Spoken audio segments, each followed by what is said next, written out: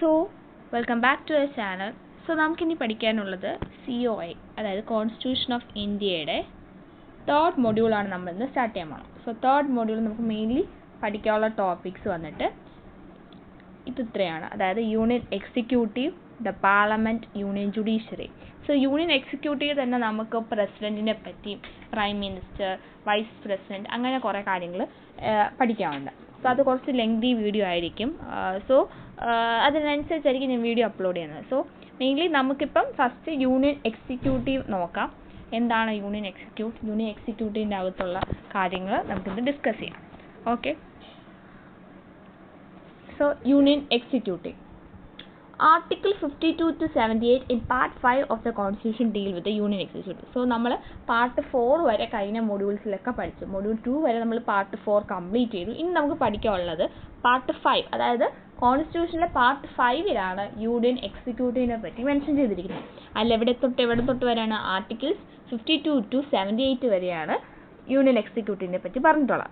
The Union Executive consists of the President, Vice President, the Prime Minister and the Council of Ministers and the Attorney General of India. So the Union Executive ആരൊക്കെയുണ്ട്? President ഉണ്ട്, Vice President, Prime Minister, Council of Ministers and Attorney General of India. So ഇന്നത്തെ ഈ വീഡിയോയിൽ നമ്മൾ പ്രസിഡന്റിനെ പറ്റി detail ആയിട്ട് പഠിക്കും.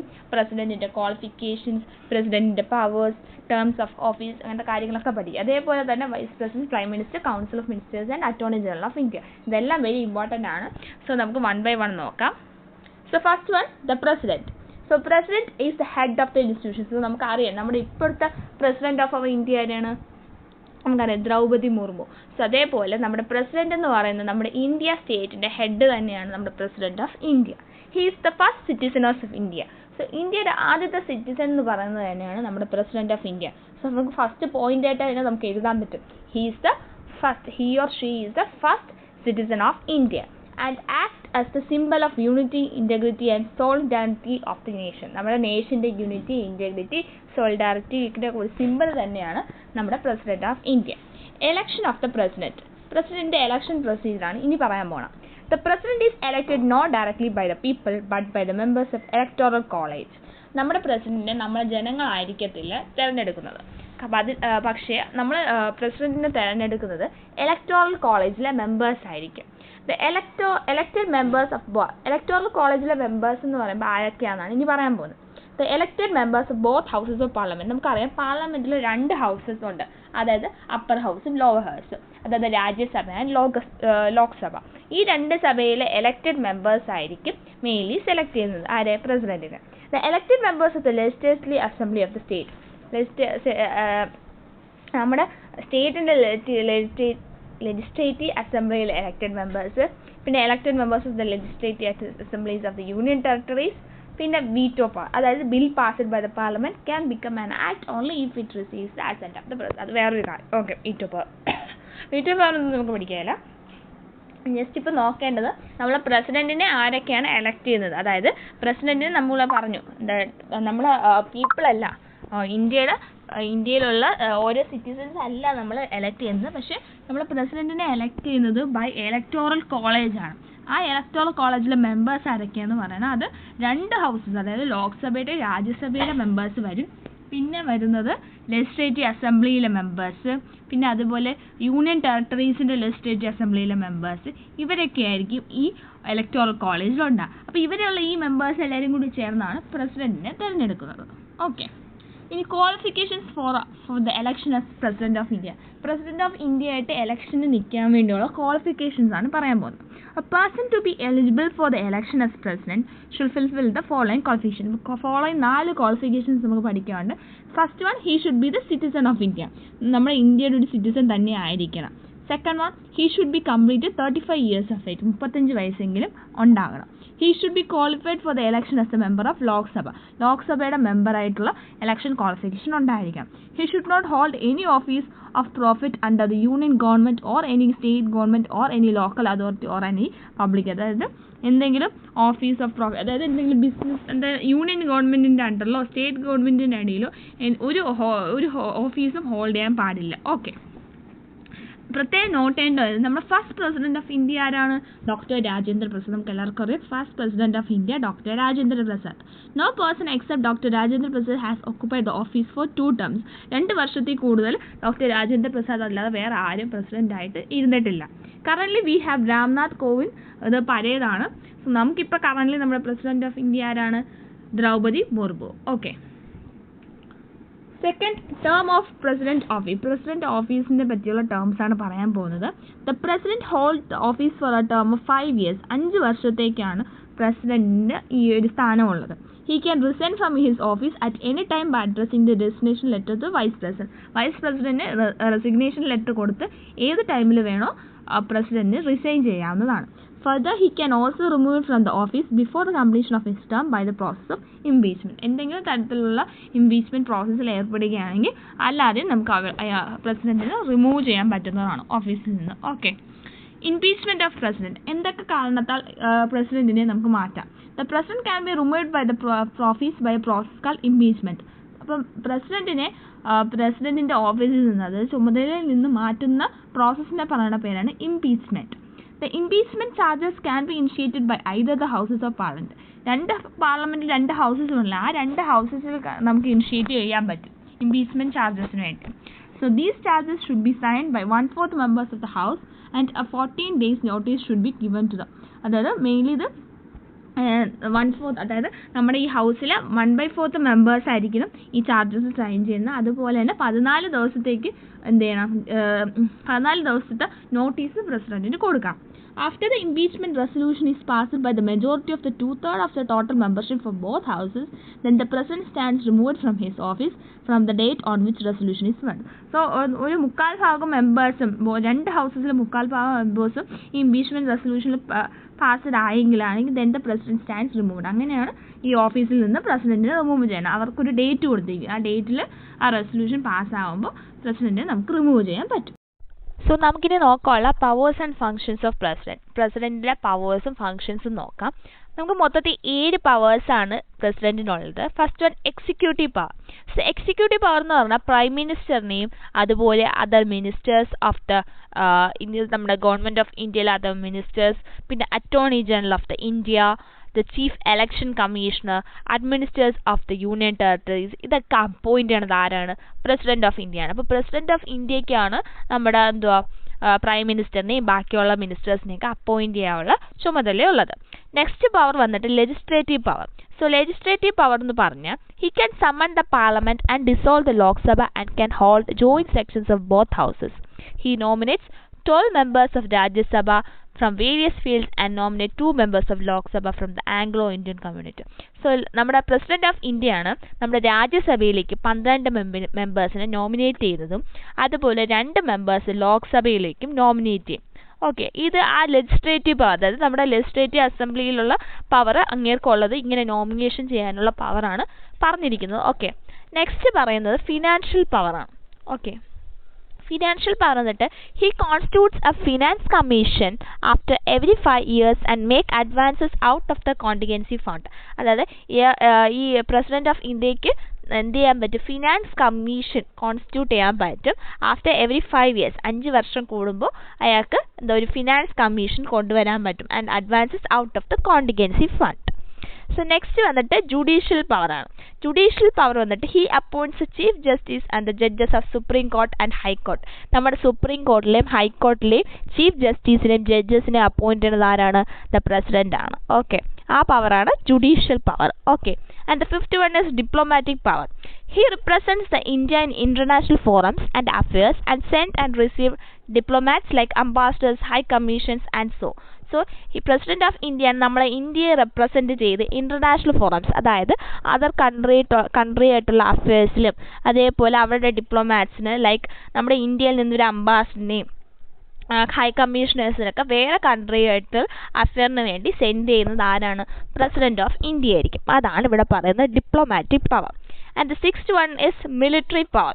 സോ മിലിറ്ററി പവർ വന്നിട്ട് he is the supreme commander of the defence forces in India. നമ്മുടെ ഇന്ത്യയിൽ ഡിഫൻസ് ഫോഴ്സസിൻ്റെ സുപ്രീം കമാൻഡർ എന്ന് പറയുന്നത് പ്രസിഡൻ്റാണ്.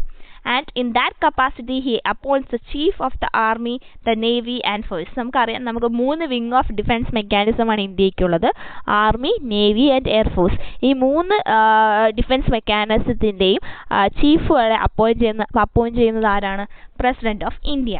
ആൻഡ് ദ 7th point വന്ന് എമർജൻസി പവർ. എമർജൻസി ആയിട്ടുള്ള പവർ എന്തൊക്കെയാണെന്ന് വെച്ചാൽ പ്രസിഡന്റിൻ്റെ the national emergency, president's rule and financial emergency. അങ്ങനെ 3 പവേഴ്സ്: നാഷണൽ എമർജൻസി, അതേപോലെ president's rule and financial emergency എന്ന് പറഞ്ഞ 3 എമർജൻസി പവേഴ്സ് നമ്മുടെ പ്രസിഡന്റിന് ഉണ്ട്.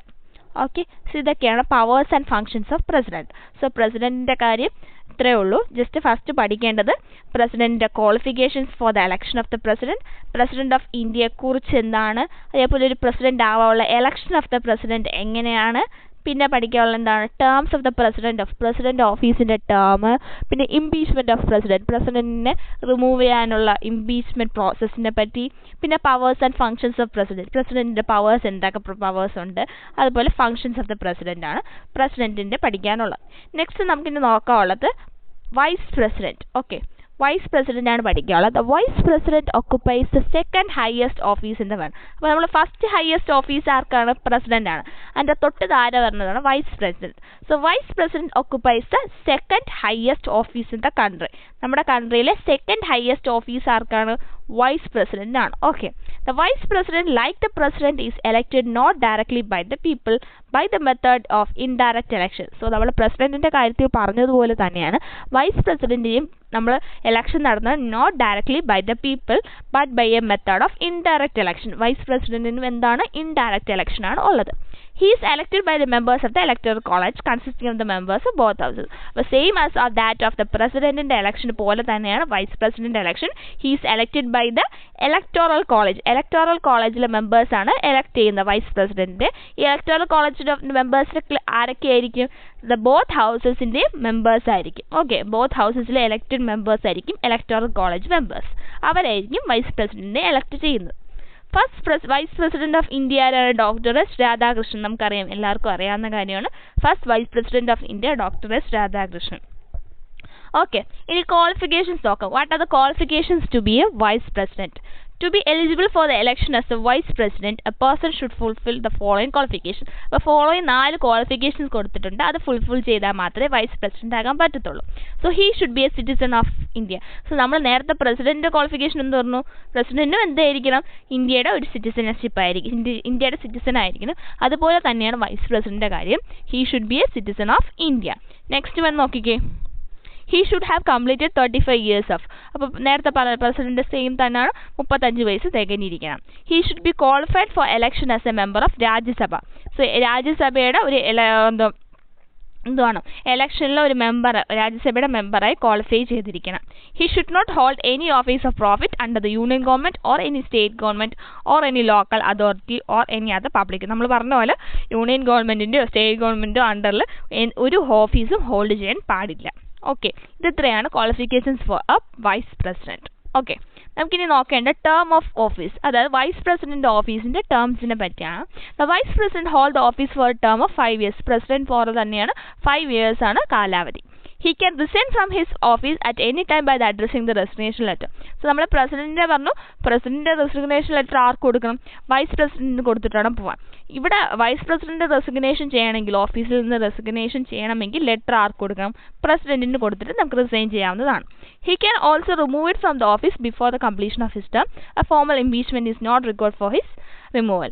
ഒരു ഫോർമൽ ഇംപീച്ച്മെന്റ് ആവശ്യമില്ല. ഈ വൈസ് പ്രസിഡന്റിനെ റിമൂവ് ചെയ്യാൻ ഇവിടെ ഇംപീച്ച്മെന്റ് ആവശ്യമില്ല എന്നാണ് പറയണം. He can be removed by resolution passed at least 14 days advance by the majority of all members of Rajya Sabha and agreed by the Lok Sabha. ലോക്സഭയുടെ മെമ്പേഴ്സും അതുപോലെ രാജ്യസഭയുടെ മെമ്പേഴ്സിന്റെ മെജോറിറ്റി നോക്കിയിട്ട് അവരുടെ റെസൊല്യൂഷൻ പ്രകാരം 14 ദിവസത്തെ ഒരു ഇത് കൊടുത്തിട്ടായിരിക്കും വൈസ് പ്രസിഡന്റ് നമുക്ക് റിമൂവ് ചെയ്യുന്നത്. സോ ഇംപീച്ച്മെന്റ് കാര്യം അവിടെ ഇല്ല. ഓക്കെ, ഇനി powers and functions of vice president. Vice പ്രസിഡന്റിന്റെ പവേഴ്സ് എന്തൊക്കെയാണ്, ഫങ്ഷൻസ് എന്തൊക്കെയാണെന്ന് നോക്കാം. He act as the ex officio chairman of Rajya Sabha. Ex officio chairman of the Rajya Sabha ആരാണ്? വൈസ് പ്രസിഡന്റ് ആയിരിക്കും. Okay, He acts as the president when a vacancy occurs in the office of president due to his resignation, impeachment, death or otherwise. ഇപ്പോൾ പ്രസിഡന്റിന്റെ റെസിഗ്നേഷനോ പ്രസിഡന്റിന്റെ ഇംപീച്ച്മെന്റോ ഡെത്തോ അല്ലെങ്കിൽ എന്തെങ്കിലും കാരണവശാൽ പ്രസിഡന്റിന്റെ ഓഫീസിൽ ഒരു വാക്കൻസി വന്നാൽ he can act as a president. Vice പ്രസിഡന്റിന് എന്തായിട്ട് ആക്ട് ചെയ്യാൻ പറ്റും? പ്രസിഡന്റിന്റെ വാക്കൻസി വരുമ്പോൾ പ്രസിഡന്റായിട്ട് ആക്ട് ചെയ്യാൻ പറ്റും in his absence. Okay, next നമുക്കിനി പഠിക്കാനുള്ളത് ഇത് ഇത്ര മാത്രമേ ഉള്ളൂ. വൈസ് പ്രസിഡന്റിന്റെ കാര്യം നമ്മൾ നേരത്തെ പറഞ്ഞ പോലെ എല്ലാ കാര്യങ്ങളും വൈസ് പ്രസിഡന്റിനുണ്ട്. Vice president election procedure, vice president qualifications, terms of his office, powers and functions, ഇതൊക്കെ വരുന്ന വൈസ് പ്രസിഡന്റിന്റെ കാര്യം പോലെ തന്നെയാണ് ഇനി നമുക്ക് പഠിക്കാനുള്ളത് എല്ലാം. സോ ഇനി നമുക്ക് നോക്കാനുള്ളത് prime minister, PM. So prime മിനിസ്റ്ററിന്റെ കാര്യം ആണ് നമുക്ക് നോക്കാൻ പോകുന്നത്. According to Indian Constitution, the President is the head of the state while Prime Minister is the head of the government. So നമ്മൾ കോൺസ്റ്റിറ്റ്യൂഷന്റെ പ്രകാരം പ്രസിഡന്റ് എന്ന് പറഞ്ഞാൽ head of the state, head of our country ആരാണ്? President ആണ്. പക്ഷെ prime minister എന്ന് പറഞ്ഞാൽ head of the government, നമ്മുടെ ഗവൺമെന്റിന്റെ ഹെഡാണ് prime minister. The President has to appoint the leader of majority party in the Lok Sabha as the Prime Minister. So President ആണ് നമ്മൾ പറഞ്ഞു ആരെയൊക്കെ അപ്പോയിന്റ് ചെയ്യുന്ന? പ്രൈം മിനിസ്റ്ററിനെയൊക്കെ അപ്പോയിന്റ് ചെയ്യണം. So President has to appoint the leader of majority party. Majority ഉള്ള ലോക്സഭയിലെ majority party ആരാണ് അവരെ അപ്പോയിന്റ് ചെയ്ത് ആണ് പ്രസിഡന്റ് പ്രൈം മിനിസ്റ്ററിനെ അപ്പോയിന്റ് ചെയ്യുന്നത്. Constitutionally, the Prime Minister may be a member of any of the two houses of ഏതെങ്കിലും രണ്ട് ഹൗസസിലെ ഏതെങ്കിലും ഒരു മെമ്പർ ആയിരിക്കണം ആര്? ഈ പറയുന്ന prime minister. The powers and functions of the Prime Minister നോക്കാം. In relation to Council of Ministers, 2 powers ഇവിടെ കൊടുത്തിട്ടുണ്ട്. അതായത് കൗൺസിൽ ഓഫ് മിനിസ്റ്റേഴ്സിനെ വെച്ചിട്ടും അക്കോർഡിംഗ് ടു ദ പ്രസിഡന്റ് വെച്ചിട്ടുള്ള പവേഴ്സാണ് പറഞ്ഞിട്ടുള്ളത്. In relation to the council of ministers ആണെങ്കിൽ he is the head of the union and council of ministers. Council of മിനിസ്റ്റേഴ്സിന്റെയും യൂണിയന്റെ ഹെഡ് ആരായിരിക്കും? പ്രൈം മിനിസ്റ്റർ ആയിരിക്കും. Recommends ministers to be appointed by the president. നമ്മൾ പ്രസിഡന്റ് മിനിസ്റ്റേഴ്സിനെ appoint ചെയ്യുന്ന പറഞ്ഞില്ലേ, അതിനൊക്കെ റെക്കമെൻഡേഷൻ കൊടുക്കാൻ പറ്റും പ്രൈം മിനിസ്റ്റർ. അതേപോലെ allocates and reshuffles various portfolios, various ആയിട്ടുള്ള പോർട്ട്ഫോളിയോസിനെ അലോക്കേറ്റ് ചെയ്യാനും റീഷഫിൾ ചെയ്യാനും പറ്റും. He guides, directs, controls and coordinates the activities of all the ministers. ഗവൺമെന്റിന്റെ അണ്ടറിലുള്ള എല്ലാ മിനിസ്റ്റേഴ്സിനെയും ഡയറക്റ്റ് ആയിട്ടോ ഇൻഡയറക്റ്റ് ആയിട്ടോ ഗൈഡ് ചെയ്യാനും കൺട്രോൾ ചെയ്യാനും പ്രൈം മിനിസ്റ്ററിന് പറ്റും. In relation to the president ആണെങ്കിൽ to communicate to the president all decisions of the council of ministers related to administration. അതായത് council of ministers കൊടുക്കുന്ന ഡിസിഷൻസും കാര്യങ്ങളും എല്ലാം പ്രസിഡന്റുമായിട്ട് കമ്മ്യൂണിക്കേറ്റ് ചെയ്യുന്ന പ്രൈം മിനിസ്റ്റർ ആയിരിക്കും. ഓക്കെ, ഡയറക്ട്ലി കൗൺസിൽ ഓഫ് മിനിസ്റ്റേഴ്സിന് പ്രസിഡന്റുമായിട്ട് കമ്മ്യൂണിക്കേറ്റ് ചെയ്യാൻ പറ്റത്തില്ല. ത്രൂ പ്രൈം മിനിസ്റ്റർ ആയിരിക്കും കമ്മ്യൂണിക്കേഷൻ നടക്കുന്നത്. അതുപോലെ advises the president with regard to the appointment of important officials like attorney general of India, Comptroller, Controller and Auditor General of India, Chairman, members of UPSC, Election Commission. So, പ്രസിഡന്റുമായിട്ട് prime മിനിസ്റ്ററിന് എന്ത് ചെയ്യാം? Advises കൊടുക്കാം പ്രസിഡന്റിനോട്. എന്തിൻ്റെ എലക്ഷൻസ് കാര്യങ്ങളാണ്? അതായത് അപ്പോയിൻമെന്റ് of the attorney general, auditor general, chairman and members of UPSC, union public service കമ്മീഷൻ്റെയും ഇലക്ഷൻ കമ്മീഷൻ്റെ ഒക്കെ അപ്പോയിൻമെന്റിൻ്റെ കാര്യത്തിൽ പ്രൈം മിനിസ്റ്ററിന് പ്രസിഡന്റിന് അഡ്വൈസസ് കൊടുക്കാം. ഇതൊക്കെയാണ് മെയിൻലി വരുന്ന പവേഴ്സ് ആൻഡ് ഫങ്ഷൻസ്. ഇനി വരുന്ന in relation to parliament. Parliament relation വരുമ്പോൾ പ്രൈം മിനിസ്റ്ററിന്റെ പവേഴ്സും ഫങ്ഷൻസ് എന്തൊക്കെയാണ്? Prime minister is the leader of lower house. Lower house എന്താണ്? ലോക്സഭ. ലോക്സഭയുടെ ഹെഡ് എന്ന് പറയുന്ന അല്ലെങ്കിൽ ലീഡർ എന്ന് പറയുന്ന ആരാണ്? പ്രൈം മിനിസ്റ്റർ ആണ്. Summoning and dissolution of Lok Sabha. Other powers and functions വന്നിട്ട് ഇത് കൂടാതെ ഈ മെയിൻലി പറഞ്ഞ in relation to council of minister അല്ലെങ്കിൽ ഇൻ റിലേഷൻ ടു പ്രസിഡന്റ് അല്ലെങ്കിൽ ഇൻ റിലേഷൻ ടു പാർലമെന്റ് കൂടാതെ വേറെ ഫങ്ഷൻസ് പ്രൈം മിനിസ്റ്ററിനുണ്ട്. അതാണ് ഈ താഴെ കൊടുത്തിരിക്കുന്നത്. It is a chairman of NITI Aayog. NITI ആയോഗിന്റെ ചെയർമാൻ ആണ് ഒരു prime minister. And the national integration council, inter state council, national water resources council and some other bodies. അങ്ങനെ കുറേ ബോഡീസിന്റെ കൗൺസിൽസിന്റെയൊക്കെ ചെയർമാനാണ് ആര്? Prime minister. പിന്നെ വരുന്ന chief spokesman of the union government. Union ഗവൺമെന്റിന്റെ ചീഫ് സ്പോക്സ്മാൻ ആണ് ആര്? Prime minister. Leader of the party in power. ഏത് പാർട്ടിയാണോ ആ പാർട്ടിയുടെ പവർ ആയിരിക്കും ലീഡർ ആയിരിക്കും അയാൾ. അതേപോലെ crisis manager in chief during emergency. എമർജൻസീസിലെ ക്രൈസിസ് മാനേജർ ഇൻ ചീഫും ആയിരിക്കും പ്രൈം മിനിസ്റ്റർ. സോ ഇതൊക്കെയാണ് മെയിനായിട്ട് പ്രൈം മിനിസ്റ്ററിന് വരുന്ന പവേഴ്സ്. ഓക്കെ, സോ നമുക്കിനി നോക്കാമല്ലോ. പ്രൈം മിനിസ്റ്ററിൻ്റെ കാര്യം പറഞ്ഞു. പ്രൈം മിനിസ്റ്ററിൻ്റെ ടേം ഓഫ് ഓഫീസ് പറഞ്ഞു, അതേപോലെ പവേഴ്സ് പറഞ്ഞു, ക്വാളിഫിക്കേഷൻസ് പറഞ്ഞു. ഓക്കെ, പ്രൈം മിനിസ്റ്ററിൻ്റെ കാര്യങ്ങൾ ഇത്രയേ ഉള്ളൂ. ഇനി നമുക്ക് പഠിക്കാനുള്ള സെൻട്രൽ കൗൺസിൽ ഓഫ് മിനിസ്റ്റേഴ്സ് ആണ്. Okay, central council of ministers നോക്കാം. The Prime Minister is appointed by the President, while the other ministers are appointed by the president on the advice of prime minister. നമ്മൾ പറഞ്ഞ prime മിനിസ്റ്ററിനെ appoint ചെയ്യുന്ന ആരാണ്? President ആണ്. പക്ഷേ ബാക്കിയുള്ള മിനിസ്റ്റേഴ്സിനെ appoint ചെയ്യുന്ന president ആണ്. പക്ഷെ ആരുടെ അഡ്വൈസിലായിരിക്കും അപ്പോയിന്റ് ചെയ്യുന്നത്? നമ്മുടെ പ്രൈം മിനിസ്റ്റർ അഡ്വൈസ് കൊടുക്കുന്നതിനനുസരിച്ചായിരിക്കും പ്രസിഡന്റ് അവരെ അപ്പോയിന്റ് ചെയ്യുന്നത്. The Council of Ministers consists of 3 categories of ministers. 3 categories of ministers ആണ് Council of Ministersൽ വന്നത്. First one cabinet minister. ഇപ്പോൾ ഇലക്ഷൻ നടന്നേ ഉള്ളൂ അല്ലേ? സോ നമുക്കറിയാം ക്യാബിനറ്റ് മിനിസ്റ്റേഴ്സ്. അതാണ് ഇമ്പോർട്ടൻറ്റ് മിനിസ്ട്രീസ് ഒക്കെ ക്യാബിനറ്റ് മിനിസ്റ്റേഴ്സ് ആയിരിക്കും. ഓക്കെ. പിന്നെ മിനിസ്റ്റേഴ്സ് ഓഫ് സ്റ്റേറ്റ്, അതായത് ഇൻഡിപെൻഡൻറ്റ് ചാർജ് ഓഫ് മിനിസ്റ്റേഴ്സ്, അതായത് ഇവർക്ക് കൂടുതൽ ചാർജ് കൊടുക്കുന്ന സ്റ്റേറ്റിൻ്റെ മിനിസ്റ്റേഴ്സ് ആയിട്ടായിരിക്കും. നെക്സ്റ്റ് വന്നത് ഡെപ്യൂട്ടി മിനിസ്റ്റേഴ്സ്. ഓക്കെ. അങ്ങനെ 3 categories of council of ministers ഉണ്ട്. First one cabinet minister, second one ministers of state and deputy ministers. One by one നോക്കാം. ഫസ്റ്റ് വരുന്നത് കോൺസ്റ്റിറ്റ്യൂഷണൽ അത് 1 by 1 അത് കൂടുതൽ ഇങ്ങനെ പഠിക്കാതെ ജസ്റ്റ് കാറ്റഗറീസ് പഠിച്ച് വെച്ചിരിക്കുക. നമുക്കിനി നോക്കാനുള്ളത് constitutional status of council of ministers. കോൺസ്റ്റിറ്റ്യൂഷനിൽ കൗൺസിൽ ഓഫ് മിനിസ്റ്റേഴ്സിൻ്റെ സ്റ്റാറ്റസ് ആണ് നമ്മൾ നോക്കാൻ പോകുന്നത്. So Article 74 and 75 deals with the status of Council of Ministers. Article 74ലും 75ലുമാണ് Council of Ministersനെ പറ്റി മെൻഷൻ ചെയ്തിട്ടുള്ളത്. Article 74ൽ Council of Ministers to aid and advise President. പ്രസിഡന്റിന്റെ അഡ്വൈസും കാര്യങ്ങളും കൊടുത്തിരിക്കുന്ന ആർട്ടിക്കിൾ 74ലാണ്. ആർട്ടിക്കിൾ 75ൽ total number of ministers including the prime minister shall not exceed 50% of the total strength of the Lok Sabha. എന്താ എന്ന് വെച്ചാൽ നമ്മുടെ ലോക്സഭയുടെ 15% കൂടുതൽ നമ്മുടെ total number of ministers including the prime minister വരാൻ പാടില്ല. അതാണ് പറഞ്ഞിട്ടുള്ളത് ആർട്ടിക്കിൾ 75. നമുക്കിനി പഠിക്കുള്ള ഇപ്പം നമ്മൾ പറഞ്ഞില്ലേ കൗൺസിൽ ഓഫ് മിനിസ്റ്റേഴ്സ് അത്രേ ഉള്ളൂ. ജസ്റ്റ് കൂടുതലൊന്നും പഠിക്കില്ല, സിമ്പിളാണ്.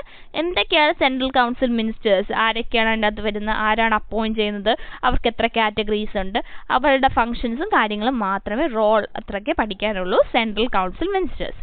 ഇനി നമുക്ക് ഒരിക്കലും attorney general of India, very important question ആണ് attorney general of India. Okay, attorney general of India ചോദിക്കാൻ സാധ്യതയുള്ള ക്വസ്റ്റ്യൻ ആണ്. ദ കോൺസ്റ്റിറ്റ്യൂഷൻ ആർട്ടിക്കിൾ 76ലാണ് അറ്റോർണി ജനറൽ ഓഫ് ഇന്ത്യയെ പറ്റി മെൻഷൻ ചെയ്തിട്ടുള്ളത്. He's the highest law officer in the country. നമ്മുടെ കൺട്രിയിലെ ഹയസ്റ്റ് ലോ ഓഫീസറാണ് ആര്? Attorney general of India.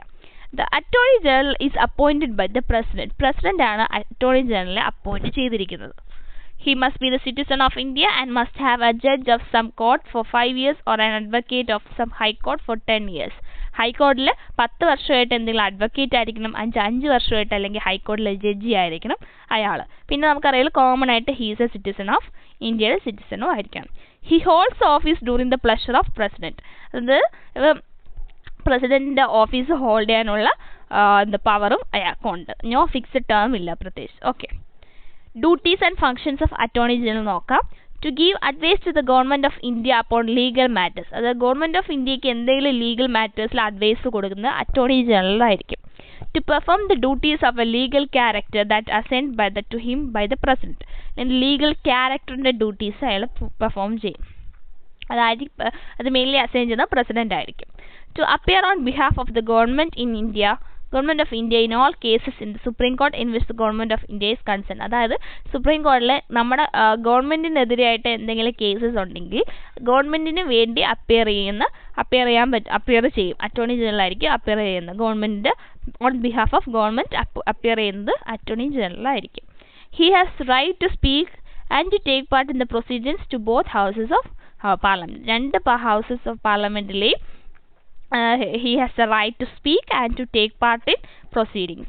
2 സഭയിലെയും പ്രൊസീഡിങ്സിൽ ടേക്ക് പാർട്ട് ചെയ്യാനും റൈറ്റ് ടു സ്പീക്ക് ചെയ്യാനും ഉള്ള ഫങ്ഷൻ ആർക്കുണ്ട്? അറ്റോർണി ജനറലുണ്ട്. ഈ പഠിക്കാൻ പോകുന്ന പാർലമെൻറ്റിനെ കുറിച്ചാണ്. സോ ഇത്രയും നമ്മളിപ്പോൾ നോക്കിയത് ഏതാണ്? യൂണിയൻ എക്സിക്യൂട്ടീവ് ആണ് അല്ലേ? യൂണിയൻ എക്സിക്യൂട്ടീവ് മെമ്പേഴ്സിനെ പറ്റിയാണ് പഠിച്ചത്. യൂണിയൻ എക്സിക്യൂട്ടീവ് മെമ്പേഴ്സിനെ പറ്റിയാണ് ഇപ്പോൾ പഠിച്ചത്. Okay, so union executive members നമ്മൾ ആദ്യം പറഞ്ഞതുപോലെ ആരൊക്കെയാണ് മെയിൻലി വരുന്നത്? ഒന്നും കൂടി ഞാൻ പറഞ്ഞുതരാം. ആദ്യം പ്രസിഡന്റ് അല്ലേ? ഫസ്റ്റ് പ്രസിഡന്റിനെ പറ്റി പഠിച്ചു. President is the first citizen of India. പിന്നെ നമ്മൾ PM പഠിച്ചു ഇല്ലേ? പിന്നെ നമ്മൾ VP വൈസ് പ്രസിഡന്റ് പഠിച്ചു. ഇല്ലേ? പിന്നെ കൗൺസിൽ ഓഫ് മിനിസ്റ്റേഴ്സിനും അറ്റോർണി ജനറൽ പഠിച്ചു. അപ്പോൾ ഇവരൊക്കെയാണ് മെയിൻലി യൂണിയൻ എക്സിക്യൂട്ടീവ് മെമ്പേഴ്സായിട്ട് വരുന്നത്. സോ ഇന്നത്തെ വീഡിയോ മെയിൻലി യൂണിയൻ എക്സിക്യൂട്ടീവ് മെമ്പേഴ്സിനെ പറ്റിയാണ് പഠിച്ചത്. സോ ഈ വീഡിയോ നിങ്ങൾക്ക് ഇഷ്ടപ്പെട്ടെന്ന് വിചാരിക്കുന്നു. ഇഷ്ടപ്പെട്ടാൽ ലൈക്ക് ചെയ്യുക, ഷെയർ ചെയ്യുക, സബ്സ്ക്രൈബ് ചെയ്യുക. സോ ബാക്കി വീഡിയോയിൽ നമ്മളിനി ബാക്കിയുള്ള, അതായത് പാർലമെൻറ്റിനെ കുറിച്ച് നമ്മുടെ സിലബസിലുള്ള ബാക്കി ടോപ്പിക്സ് മൊഡ്യൂൾ 3 കവർ ചെയ്യുന്നതായിരിക്കും. So stay tune for the next video. Thank you.